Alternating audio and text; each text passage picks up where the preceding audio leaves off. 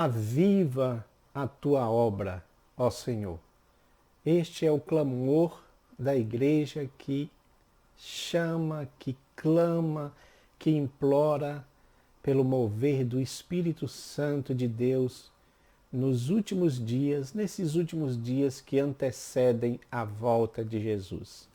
Eu sou seu irmão em Cristo, Enomi Santos, e esse é o seu canal EBD Views, em parceria com o canal EBD em Ação, onde estamos também publicando nossos materiais simultaneamente, tanto no EBD Views quanto no EBD em Ação. E já chegamos, meus irmãos, na lição de número 7, que você pode acompanhar aí na tela. Lição de número 7, que tem esse tema, Estevão, um Mártir avivado. O texto áureo, que você também pode acompanhar aí, esses slides vão ficar à disposição para os irmãos baixarem, né? Mas ele, estando cheio do Espírito Santo, disse: Eis que vejo os céus abertos e o Filho do Homem que está em pé à mão direita de Deus. Atos 7, 55 e 56. E a verdade prática diz: por intermédio da graça de Deus, o cristão pode ser fiel a Cristo até a morte e contemplar a sua glória. A leitura bíblica em classe, irmãos, está em Atos capítulo 6, versículo 8 a 10 e pula para o capítulo 7, versículo 54 a 60, que fala sobre Estevão, né? Este servo de Deus, esse discípulo, digamos assim, de Cristo, e ele tem um texto bem grande, porque ele faz uma exposição bem grande, mostrando que ele tinha realmente conhecimento da palavra de Deus, né? Ele faz uma defesa de Jesus Cristo, né? Do Evangelho de Jesus Cristo, mas isso leva à morte. Portanto, isso leva ele a ser o primeiro mártir da igreja, né? Então a igreja chamada igreja primitiva, conhecida por nós como a igreja primitiva, aquela igreja inicial onde Jesus derramou ali o seu Espírito e todos eles foram cheios, avivados pelo Espírito Santo de Deus. Você também pode acompanhar aí na tela esse gráfico, né? Esse gráfico é o gráfico do esboço da lição, né, irmãos? Então, ele é importante porque é um guia para a gente seguir a temática da lição. Então você tem aí o testemunho de Estevão, Estevão usado por Deus, uma covarde oposição e a fúria dos acusadores. No tópico 2 você tem a preciosa morte de Estevão, cheio do Espírito Santo, né? O subponto 1, subponto 2, a violência dos acusadores, e aí depois subponto 3, o perdão no martírio. E o tópico 3, avivamento nos sofrimentos. O sofrimento e morte dos apóstolos, o avivamento e sofrimento. Que bênção esta lição, não é, irmãos? Louvado seja Deus por isso. Meus queridos, para nós irmos direto aqui ao assunto, nesse tópico, tópico 1, o testemunho de Estevão, eu trouxe aqui para os irmãos um gráfico, né? Você está vendo aí o tópico 1, testemunho de Estevão, Estevão usado por Deus, uma covarde oposição e a fúria dos acusadores. Nós colocamos nesse ponto aí característica de um mártir, mas nós vamos abordar no gráfico que trata a esse respeito, né? Diretamente a esse respeito. Porque você sabe, no domingo passado nós estudamos sobre a vida de Pedro e agora nós estamos estudando sobre Estevão como primeiro mártir, ok? E então você tem aí esse gráfico que você pode acompanhar na tela.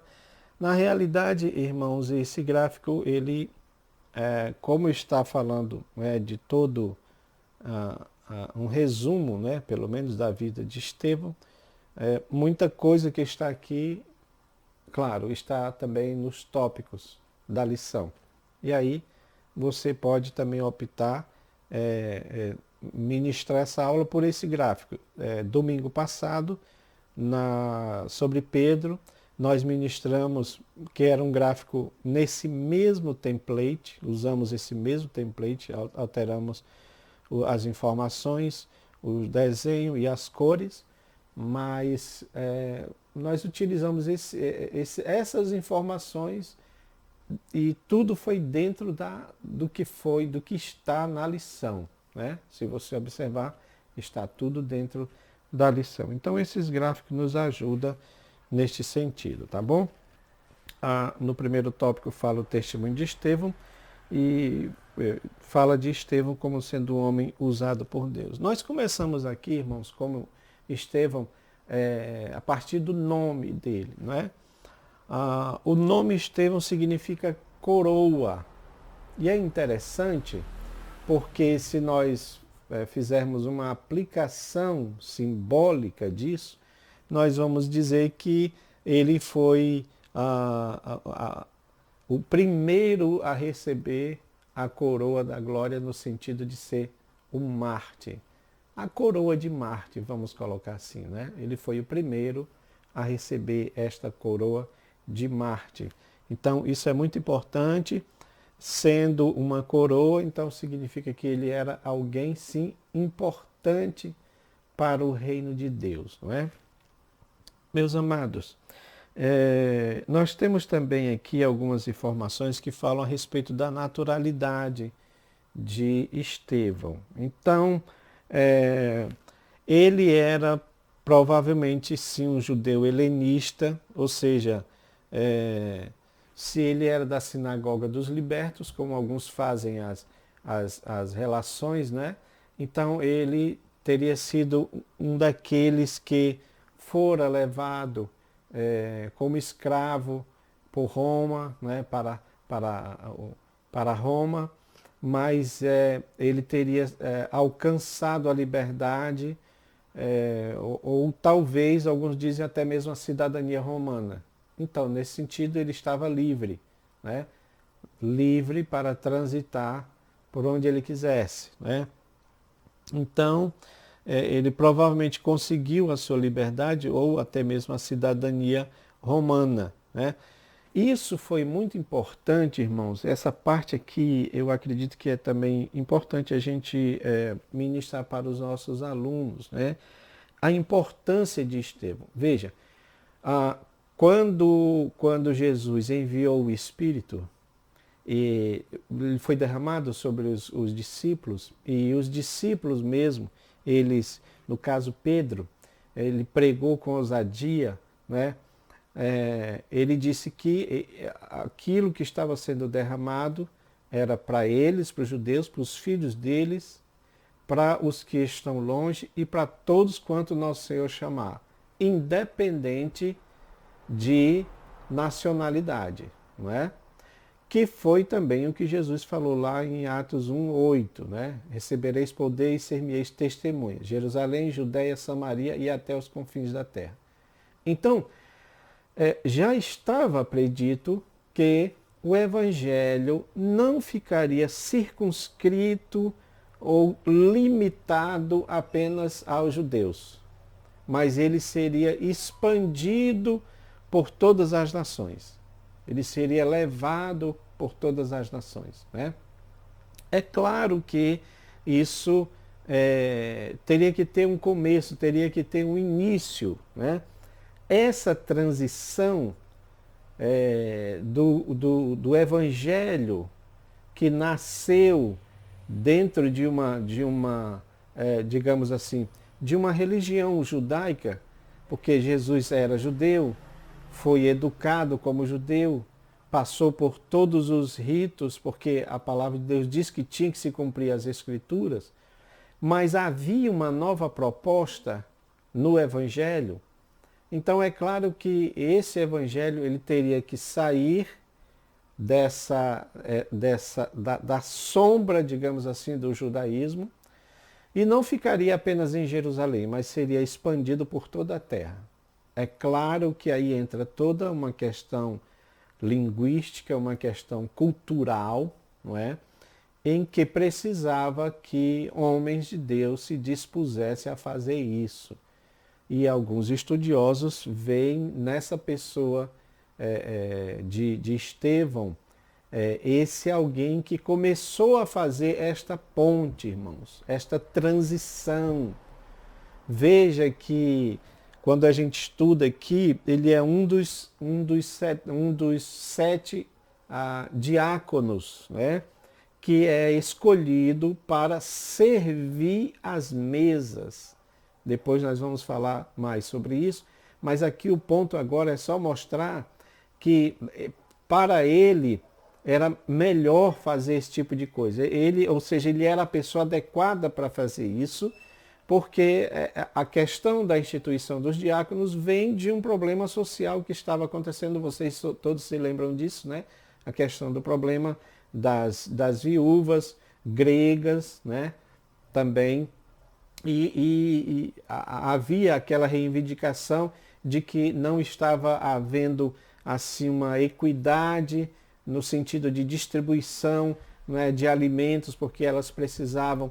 Então, os diáconos, ou seja, aqueles que servem às mesas, eles vieram por causa dessa demanda. E sendo as mulheres gregas, né, Estevão conhecia muito bem essa comunicação ficava mais viável, né, vindo de alguém que conhece os costumes gregos, né, os costumes dos gentios. Então, porque nós estamos falando aqui de um choque cultural, né?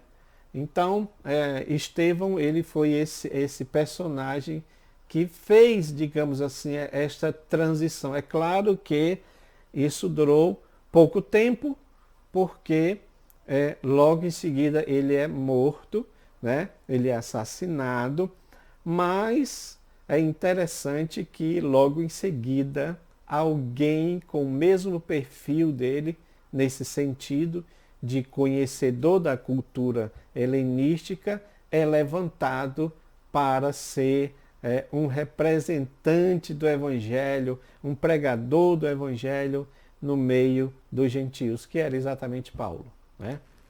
Então, é importante nós entendermos esse contexto cultural na vida de Estevão, como foi importante, né, esse tipo de ação, no sentido de que ele era alguém que Deus colocou nesse ponto estratégico para que o Evangelho pudesse ser alcançado também entre os gentios, né? Meus amados, é importante que a gente, dentro ainda disso aqui, que a gente estude a questão do movimento helenístico, né? Esse movimento helenista, ele é importante porque trata um pouco disso daí, né? De como a cultura grega foi importante para a propagação do Evangelho, já que, embora os gregos não existiam mais como um império, né, porque o que agora estava imperando era os romanos, então, mas a cultura grega estava presente naquele mundo, né? Então foi muito importante isto, né, os cristãos, né, entenderem essa cultura grega para poder pregar, para poder evangelizar, né? Isso também foi muito importante porque cada cultura, né, cada nação tem a sua cultura e a cultura helenística foi muito ampla, influenciou bastante, né? As artes, a literatura, os costumes, a língua, muitas coisas que até hoje nós utilizamos, né, tem a ver com a cultura helênica, né? Tem a ver com o grego, tem a sua origem no grego, tá? Então isso é muito importante. Meus amados,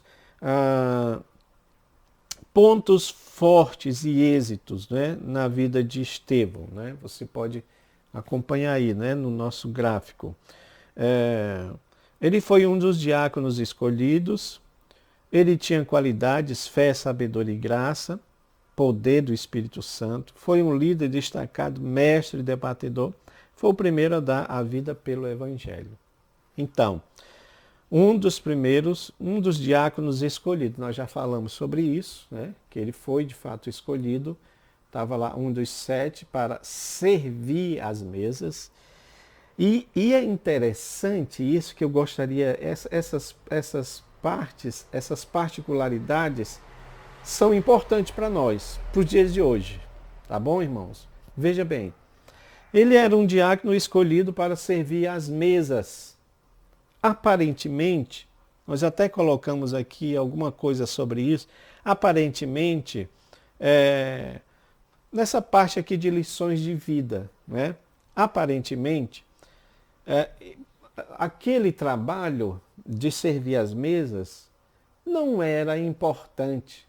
Talvez se fosse os diáconos de hoje não achariam importante esse trabalho de servir as mesas, porque alguns diáconos de hoje acham que o papel primordial deles é a pregação da palavra.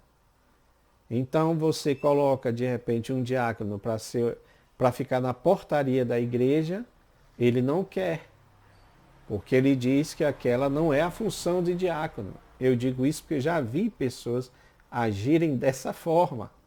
Agora veja, você tem aqui um homem que era um mestre, e isso precisa ser ressaltado, por isso que nós colocamos aqui nesse gráfico, na parte de lições de vida, dizendo o seguinte: mesmo sendo um mestre na palavra, ainda assim ele desempenhava tarefas simples para ajudar a igreja. E por que nós fazemos questão de dizer isso, meus irmãos? Porque há pessoas que acham que, não é, por serem diáconos, o título, essa titularidade, ela é pomposa, e aí ele não está disposto a fazer ou a desempenhar funções que de repente não estejam dentro da liturgia eclesiástica, vamos colocar desta forma. Né? Entenda-se por liturgia, no caso de alguns desses diáconos, a pregação do Evangelho. Somente a pregação do Evangelho. Então ele diz: eu fui chamado para pregar o Evangelho. Eu não fui chamado para ajudar uma pessoa que está ali querendo subir a escada da igreja, por exemplo. Eu não fui chamado para substituir o porteiro da igreja que não pôde vir. Então, isso é importante, não é, irmãos, a gente analisar esse tipo de coisa, né? Ele era esse homem que foi chamado para fazer esse tipo de trabalho, mas ele também era um mestre da palavra, né? Conhecedor, era alguém que tinha fé, sabedoria, graça, e eu creio que tudo isso ele era porque ele também era cheio do Espírito. Então o Espírito que estava nele era o Espírito de graça, era o Espírito de sabedoria, era Espírito de poder, que fazia os milagres acontecerem através dele. Então isso é muito importante, né? Ele, como alguém cheio de sabedoria, poderia sim levantar a voz e defender o Evangelho e falar do amor de Cristo e defender a Cristo, como ele faz. É um texto longo, né? Esse capítulo 6 e 7, porque é todo o discurso, né? E se você prestar atenção, você tem ali praticamente um resumo de toda a história hebraica, a história dos judeus, né? Que vai exatamente chegar na conclusão da vida de Cristo, né? Que é por isso que ele está lá defendendo. Outro ponto é que, por causa disso, por causa dessa defesa que ele faz, né?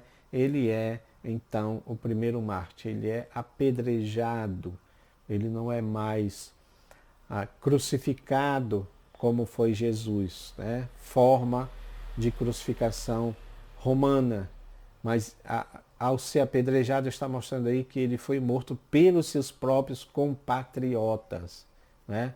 Que coisa triste isso daí. Meus irmãos, há uma discussão sobre o ingresso de Estevão no Evangelho. Como ele conheceu o Evangelho, como ele aceitou o Evangelho, como ele abraçou a fé, né? Então tem uma tradição que inclusive é aceita por Epifânio, que diz que Estevão era um dos 70, fazia parte daquele grupo dos 70 que Jesus enviou para pregar, para curar, para expulsar demônios, né? Essa tradição foi aceita até a certo ponto, certo tempo da igreja, mas depois, por não haver muita fundamentação, eles acharam que não deveria levar adiante essa afirmação. Mas qual é a afirmação mais aceita hoje? É que ele foi um daqueles que foi alcançado pela pregação dos próprios apóstolos depois da ida do nosso Senhor, depois do nosso Senhor ter sido elevado às alturas, né? Então ele teria sido fruto da pregação dos discípulos, dos apóstolos de Jesus, tá bom? Lições de vida é aquilo que nós falamos, mencionamos aqui há pouco, né? Mesmo sendo mestre da palavra, ele desempenhava tarefas simples para ajudar a igreja, né? Porque aquilo que nós falamos, às vezes as titularidades, né? A pessoa ser um pastor, ser um evangelista, ser um mestre na palavra, de repente ela se acha diminuída se for fazer um trabalho simples, né? Não estou dizendo que isso é geral, tá bom, irmãos? Não estou generalizando, mas uma boa parte pensa dessa forma. Uma boa parte constrói os seus tronos, isso é uma realidade, né? E estão assentados nos seus tronos, nas igrejas, de forma que uma coisa simples, como até mesmo apertar a mão do irmão, cumprimentar um irmão, é muito difícil. Eu estou falando de um irmão membro, né?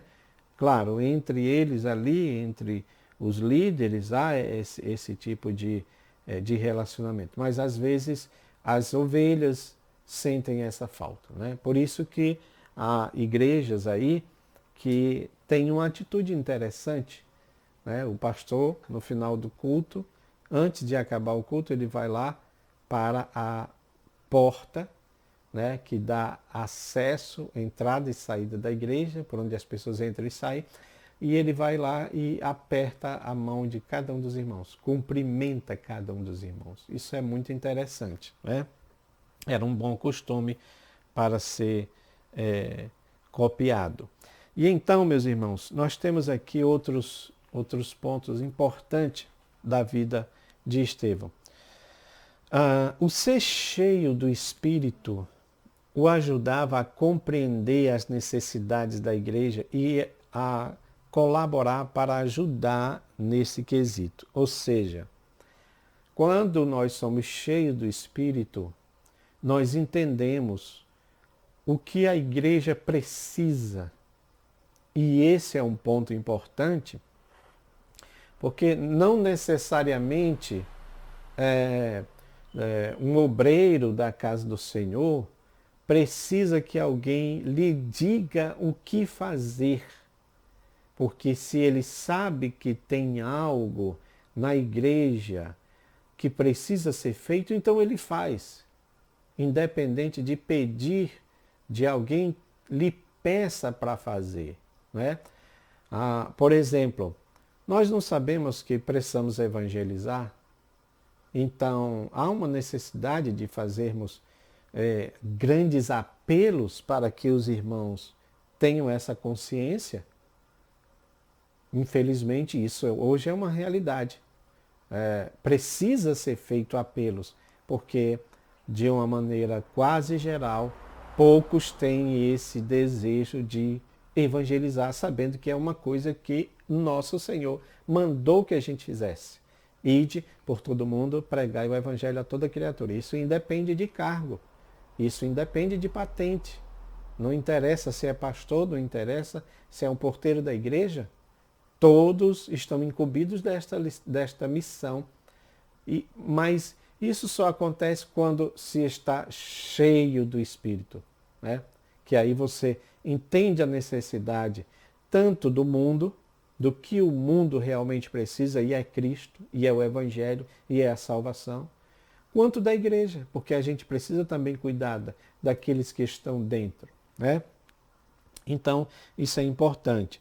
Você, cheio do Espírito Santo, identificar as necessidades da igreja e também se propor a ajudar, se colocar para ajudar. Dizer, eis-me aqui, como Isaías, não é? Eis-me aqui, envia-me a mim, tá bom?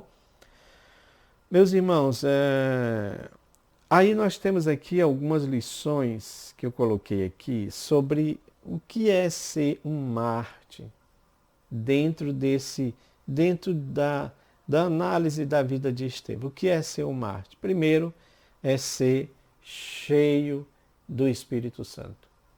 É claro que nesse ponto aqui há divergências, porque há pessoas que acham que ser cheio do Espírito Santo é alguém que fala, transborda em muitas línguas estranhas. E como eu sempre tenho dito aqui, as línguas estranhas estão banalizadas. Isso é uma verdade.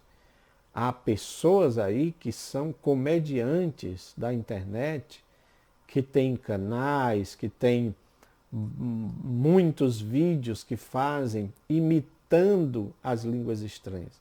Eles nem são mesmo cristãos. Eles estão imitando as línguas estranhas, não é? Então, a gente precisa voltar, meus irmãos, àquele conceito original do que é ser cheio do Espírito. Não é, sabe, toda aquela performance exterior. Não. Ser cheio do Espírito é ter o Espírito Santo atuando em todas as áreas da vida, seja na igreja, seja no trabalho, seja no colégio, seja na família, em casa, em todas as áreas da vida, o Espírito Santo está atuando em nós. Isso é importante que se diga. Então, o Marte verdadeiro, ele é cheio do Espírito Santo. Aliás, como há essa conexão entre Marte e ser cheio do Espírito, eu abro uma parte aqui para dizer o seguinte: se formos cheios do Espírito Santo, nós não vamos temer nenhum tipo de ameaça ideológica, nenhum tipo de ameaça política, como nesses últimos anos a igreja, né, tem sido vítima, digamos assim, desse medo de uma ameaça comunista ou algo desse tipo. A igreja está acima desses principados, dessas potestades. E por que isso? Porque quem fundou ela foi Cristo. A igreja está fundada em Cristo. A igreja é sustentada por Cristo. A igreja é fortalecida por Cristo. E por esse motivo ela nunca será destruída. As nações aonde mais sofrem perseguições, os cristãos mais sofrem perseguições, são as nações aonde mais cresce o número de crentes. Que coisa interessante, meus irmãos.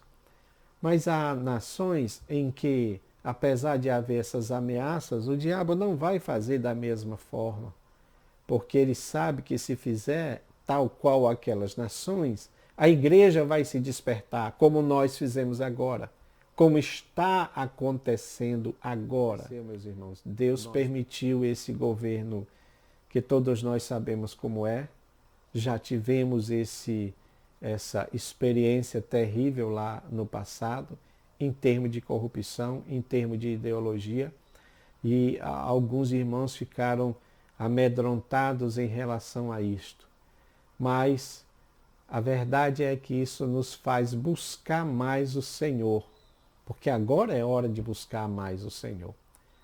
Se antes havia dificuldades, agora nós estamos prevendo que as dificuldades sim vão aumentar, principalmente no campo espiritual, principalmente no campo ideológico, quando aí sim a igreja vai ser perseguida neste campo ideológico.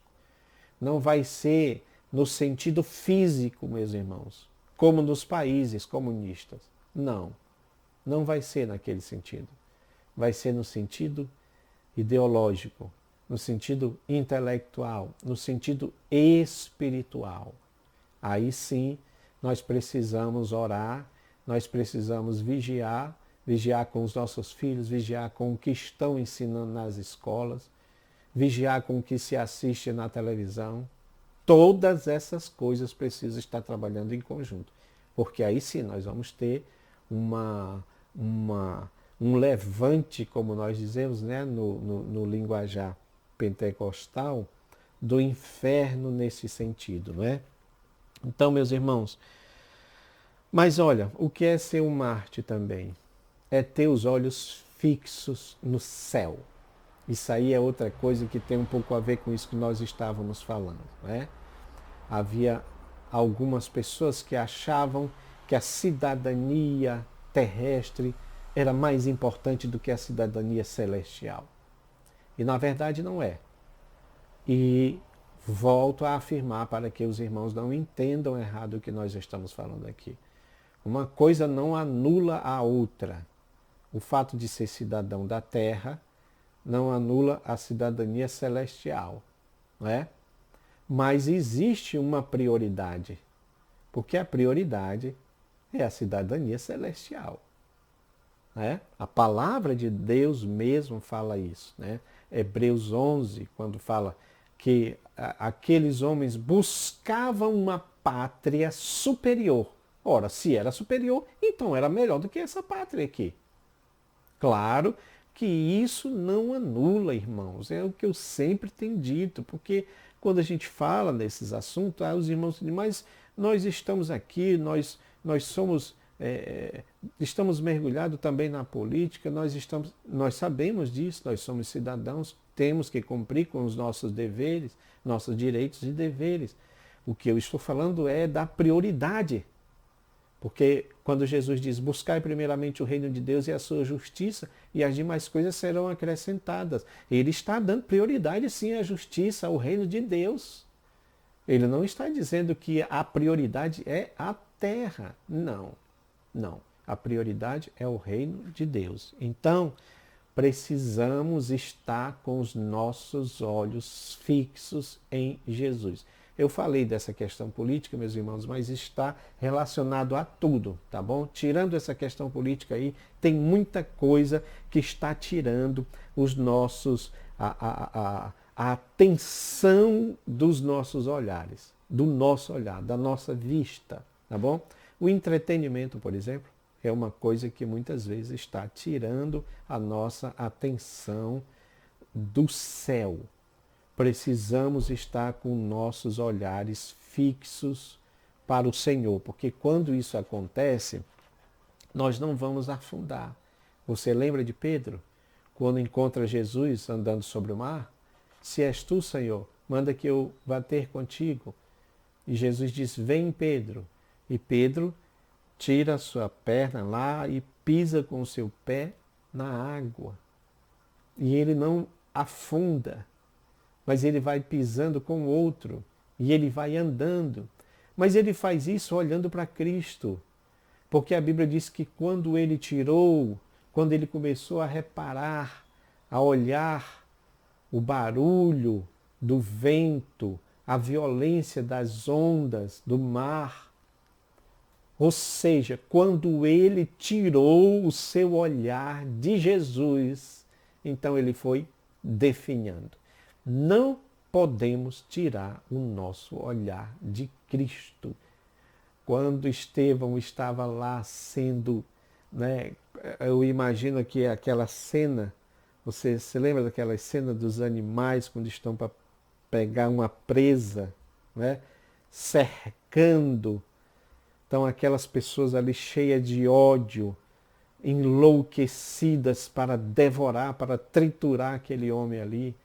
Mas ele estava com os olhos fixos no céu. Glória a Deus. Nada, meus irmãos, deve tirar a nossa atenção, o nosso olhar de Cristo. Por isso que o escritor aos Hebreus diz: olhando firmemente para o autor e consumador da nossa fé. Outra coisa que é ser um mártir é porque quando você tem os olhos fixos em Deus, em Cristo, no céu, nas coisas de Deus, na eternidade, você vê a glória de Deus. Quando Estevão estava olhando no céu, ele viu o Senhor e Jesus que estava à sua direita. Ele viu a glória de Deus. Isso é maravilhoso, né? Eu oro para que o Espírito Santo nos ajude a ver a glória de Deus. Há promessas nesse sentido. Vossos jovens terão visões, vossos velhos terão sonhos. Então há uma promessa do Senhor nesse sentido. Então mas isso só acontece a partir do momento que nós estamos olhando para Ele. Que nós estamos, primeiro, vê que é uma sequência. Nós cheios do Espírito Santo, olhando fixamente para os céus, aí nós enxergamos a glória de Deus. E isso nos dará capacidade para agir como nosso mestre, conforme nós colocamos aí. Um mártir do Senhor, ele imita a Cristo. Então, Estevão estava tão cheio do Espírito Santo que mesmo com aquela horda de pessoas investindo contra ele para o matar, ele dizia: Pai, perdoa, não imputes neles esse pecado, imitando as palavras de Cristo lá na cruz. Mas hoje, muitas vezes, não é? Nós queremos brigar, nós queremos lutar, nós queremos puxar arma, nós queremos puxar espada, porque achamos que o Evangelho tem que ser imposto, nem que seja na bala, na arma. Não, meus irmãos. As armas da nossa milícia não são carnais, mas sim poderosas em Deus para a destruição de fortalezas. Paulo fala sobre isso lá em Coríntios. E depois em Efésios 6 ele fala também sobre isso. Que as armas da nossa guerra não são carnais, mas elas são espirituais, elas são para ser usadas na guerra contra principados, potestades, príncipes, dominadores deste mundo tenebroso. Então, a nossa guerra não é carnal, a nossa guerra é espiritual, mas ela só acontece quando nós estamos com os olhos fixos no Senhor, cheio do Espírito Santo, vendo a glória de Deus, né? E aí nós temos o nosso coração livre, sem mágoa, sem ódio, sem nada disso, né? O que é ser um mártir verdadeiro, para nós encerrarmos esse ponto, é pregar e defender o Evangelho de Cristo, que foi isso que Estevão fez ali, defendendo o Evangelho do Senhor Jesus. Tá bom? Meus queridos, eu acredito que nós abordamos aqui praticamente todos os assuntos, né, da nossa lição. Apenas ressaltando que está aí no tópico 3, avivamento no sofrimento, né, sofrimento e morte dos apóstolos. Lembrando que esses apóstolos, né, aquela primeira escola apostólica de Jesus, todos eles morreram de morte mesmo violentas, né, mortes terríveis, por causa do Evangelho. Queriam que eles negassem a Cristo, mas eles não negavam, porque eles diziam que sabiam do que tinham visto e ouvido. É isso que faz com que o Evangelho tenha credibilidade. Por quê, meus irmãos? Porque aqueles homens enfrentaram todas as dificuldades, enfrentaram as ameaças de morte e enfrentaram a morte mesmo sem negar o Evangelho de Jesus? Porque eles tinham consciência do que eles tinham ouvido. Eles ouviram a voz: este é o meu filho amado em quem me comprazo. Ouçam a ele. Então, por duas ocasiões, Deus falou a respeito disso, testificando quem era Jesus. Eles também tiveram o privilégio de ver o Senhor ressurreto, ressuscitado, o Cristo que venceu a morte. Eles tiveram o privilégio de ter Jesus durante 40 dias nesta terra, ensinando ainda o Evangelho para eles. Eles tiveram o privilégio de ver o Senhor sendo elevado às alturas. Não por uma nave espacial, não por um avião, não por algum recurso humano mesmo, porque não existia na época, mas vocês entendem o que eu estou dizendo? Jesus foi elevado pelo poder de Deus, pelo seu próprio poder, né? Porque agora ele diz, todo o poder me foi dado no céu e na terra, e ele está sendo elevado às alturas. E os discípulos viram isso. Ou seja, mas antes o Senhor capacitou eles, né? Deu a promessa do Espírito Santo, e no tempo certo o Espírito Santo veio, eles foram cheios do Espírito Santo para serem testemunhas do Senhor. Por isso que eles suportavam passar por todo tipo de aflição. Todos eles tiveram mortes terríveis, com exceção de João, né, que morreu já de uma certa idade, mas todos eles tiveram mortes terríveis. Então, meus irmãos, qual é a conexão que há entre avivamento e o sofrimento? É que para sofrermos por Jesus, para podermos ter capacidade para suportar os sofrimentos em prol do Evangelho, é preciso ter uma vida avivada, é preciso ter uma vida cheia do Espírito Santo de Deus. Veja que quando Estevão estava sendo lá apedrejado, ele estava cheio do Espírito. Enquanto falava, o rosto dele, acredito eu, tá, irmãos? Digo eu, não Senhor, mas se fosse um rosto comum, não teria necessidade de comparar com o rosto de um anjo. Então, para mim, o rosto dele brilhava assim, havia uma glória ali na vida dele. Por quê? Porque ele estava cheio do Espírito Santo de Deus. Amém, meus irmãos?